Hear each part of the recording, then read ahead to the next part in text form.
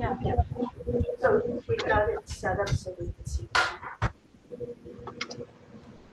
So I have a few maps to share just quickly to discuss. One of them is here is a very old-fashioned image. On your screen now, you should see an image of mostly the Middle Eastern region and a part of North Africa. But just to kind of briefly go through the different peoples named on here. Of course, you will have the Kurdish people, Armenian people, Turkic peoples, Druze people, which are an offshoot of Islam, Yemeni Arabs. One thing I most want to mention is the diversity of not only, as you can see, different styles of dress, sometimes there are different languages, also different dialects. Is a map of Arabic dialects. So even within the Arabic language, there are different dialects. I guess Asma would be the most expert on this part. So, often Arabic speakers will say, well, you know, I live in Saudi Arabia. I, can't really always understand what Moroccans, all of the terms Moroccans are using. And we might very,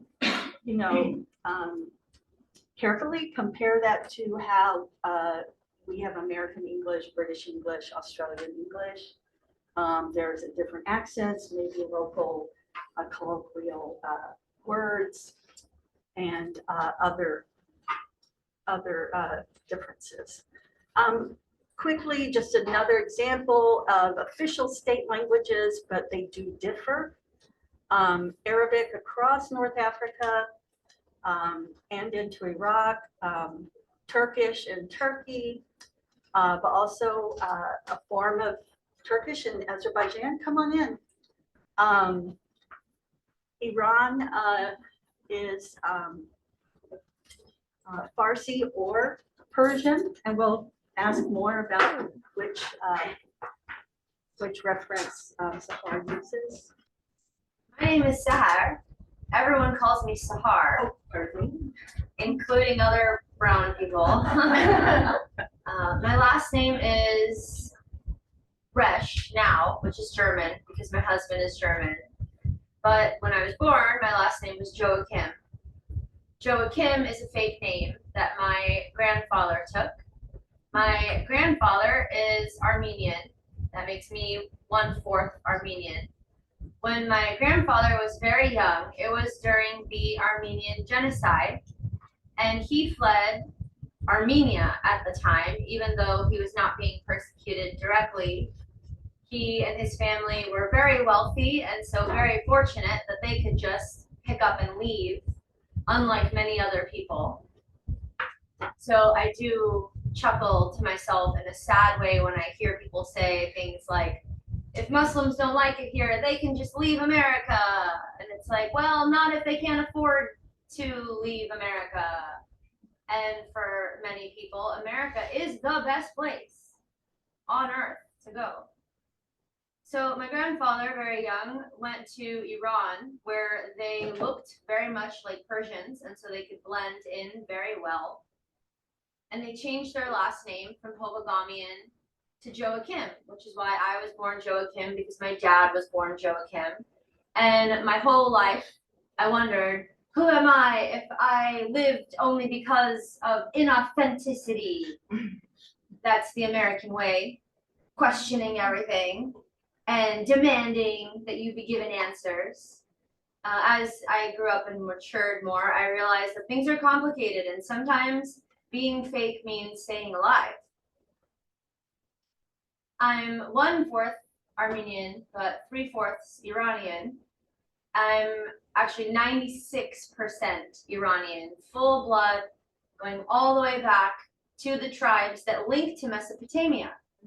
Now, if you ask one of my favorite history professors at St. Louis Community College, Dirk Voss, he will explain that there were no Persians in ancient Mesopotamia. And his textbook teaches you something different than Iran's textbook does, because growing up, I was taught by very educated academically people that Iranians are the first tribe to ever write down things, to ever have a declaration of independence. Iranians are the first people to ever say that all humans are equal. Iranians are the first this, the first that. We invented the air conditioner, we invented the refrigerator, we invented the backgammon, we invented chess, this, that, and the other. And so I was raised to believe that the world wouldn't have been what it is now without Persia. And the more I look at diverse textbooks, the more I realize that Iranians teach Iranian history very differently than other nations teach their history. And just recently, I started looking at American history from a German textbook, and I realized how different America sounds to anyone outside of America. So my identity is one that I am still questioning, because I can't go back in time and look at the original sources and the original people and ask them what the truth is. And I'm relying on the constitution of my story, other people and other books and other cultures, and it seems like lots of heritages have a reason to hide the bad stuff they did or to highlight the good stuff that they did. And so it's very confusing for someone looking for truth. Who are we? When I was growing up, I was told to blame the Arabs for the loss of our culture. And for me, just like for Carla, who says that the Armenian culture was destroyed by Turks, Iranian culture was destroyed by Arabs. And this isn't a story an Arab would tell you. Why would they? But is it even true? Great question. Around 700, 800, and 900 AD, the Arabs were spreading throughout what we now call the Middle East, which was not called the Middle East until just within the last 500 years. This is a new term. And when the Arabs spread, they were replacing Zoroastrianism and polytheism and replacing it with Islam. Many people believe Islam was spread by the sword, which is completely inaccurate. Muslims were not going around killing people. They were going around giving incentives. Rather than the Christians who spread Christianity by killing, the Arabs gave incentives. If you wanted to stay alive, that would be perfectly fine, and you can practice your own heritage. You just had to pay a higher tax. And because you pay a lower tax, if you converted to Islam and conducted yourself according to the 5 pillars, lots of people started spreading Islam and conducting their families in that way. So what I learned, for what it's worth, is that my Zoroastrian Iranian heritage was replaced by an Arab Islamic heritage. And today, when you look at Iran, which is the country from which my parents fled during the Islamic Revolution, when Islam came there in 79 and took over because of Khomeini, before that, people were still Muslim. But the reason for that was because in the 8th and 9th century, Islam spread out of the Arabian Peninsula north to Iran, and Zoroastrianism was replaced by Islam. So if you ask a Persian more than just their culture, but also their religion, most of them will tell you that they're Islamic. And that's what they have been since around 700. But the reason for that originally is because of the Islamic spread through the Arab invasions. The Arabs did go around spreading their culture, collecting booty and sending it back to the Arabian Peninsula. And after the British started colonizing, they took over lots of what the Arabs had inherited. So if you look at ancient Persian art or jewelry, these kinds of things are not in Arab countries now, even though they were stolen from us by the Arabs. Where will they be? They'll be in the British museums. So lots of what was stolen from my people was stolen from those thieves and is now in England. So when you look at the Middle East, just the name should tell you that something's wrong, because East from what perspective? The middle of what? Middle East is a new term that started spreading after people that you could call WASPs started investigating Egypt, which is Africa, and looking for the culture and the jewels and the knowledge that spread that the Muslims kept alive throughout the Islamic Revolution. The Islamic revolutionized academia, essentially, because lots of the Islamic people were able to learn from their Chinese prisoners how to create something that you could write on that would be saved. And so during this Islamic period, lots of information that was generated or created, however you think of facts, by my heritage, the Persians, was saved and lived past the medieval period because of the Muslims. But when you ask, who are these Muslims? Not all of them are Arab. And so a huge problem is thinking that when you say Islam, you mean Arab. And Layla alluded to one of those on the map, that the Arabs and the Islams, they come apart. Islam is a religion. A religion is something you could believe in or fail to believe in.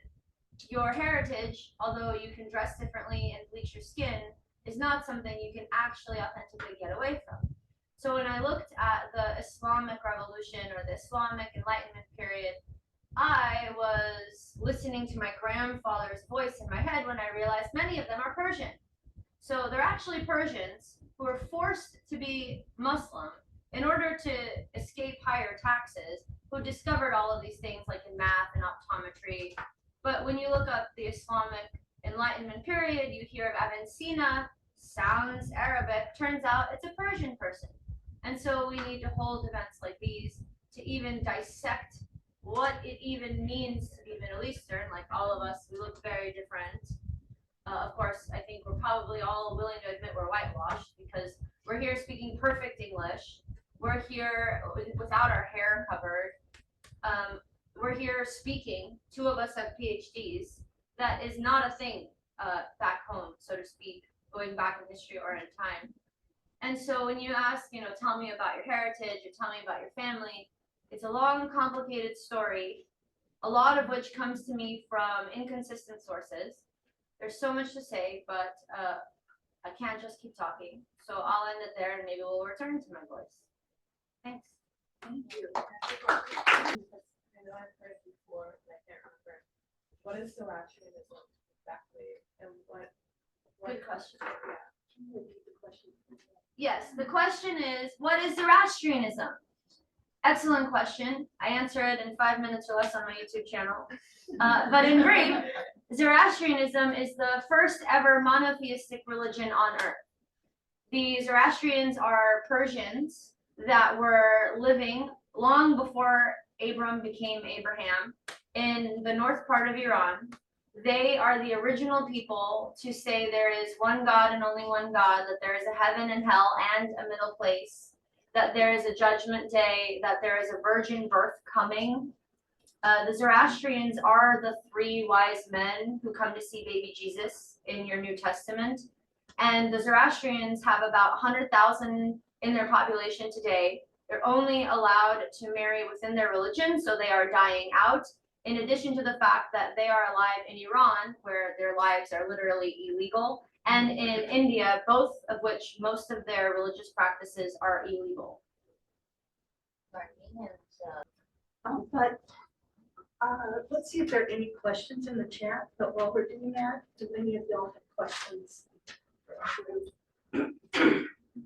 What's the meaning of your name, Sahar? It depends who you ask. The Arabs will say that it's mysterious and comes around the nighttime, that it's at the end of the night as dusk is leaving, it's that mysterious magic that happens. In Farsi, which is the Persian language, it's the earliest morning. It's that first light where that magic happens. So an Arab would say Sahar is the dusk, and a Persian would say that Sahar is dawn. They're so close, but very different. Yes. We have a question in the chat. Why are these Arab states seen in such a negative light? We kind of talked about that, but would someone like to address that? I can, but maybe I should not go first. Go for it. Sure. Well, the question is, why are these Arab states seen in such a negative light? That question has embedded in it the assumption that Arab states are seen in a negative light, and that means that whoever is asking the question sees Arab states in a negative light and is wondering, why is that? Some options that would be available. One, they've done terrible things and we know about it, so they are in the light they should be. Or two, somebody is using media and the distribution of false information to find somebody to blame for terrible things. It turns out, according to my opinion, they're both true. Like any powerful nation, you got powerful and have oppressed people. That's what power is. There's no poor people without rich people. There's no king without peasants.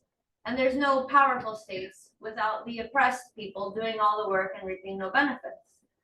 So when you look at my view of the Arabs is, one, they've done terrible things. But they haven't done more terrible things than any other powerful nation. So when it comes to the people who are spreading information, they're providing us here in the West someone to blame other than themselves. I want to tie in to my answer something that Asma was saying. She was talking about uniting the Kurds. There's some Kurds in many countries, but three main countries. There's Kurds in Iran, there's Kurds in Syria, and Kurds in Iraq. And Turkey. Why are these Kurds in such a dysphoria, meaning spread out from their homeland? Well, it's because of what the British did after the latest World War. Before the World War was even over, a bunch of people who were the Allied powers distributed a map of this huge chunk of land north of Africa all the way to India, and they drew lines on the map deciding which winning nation is going to run that nation after the war is over.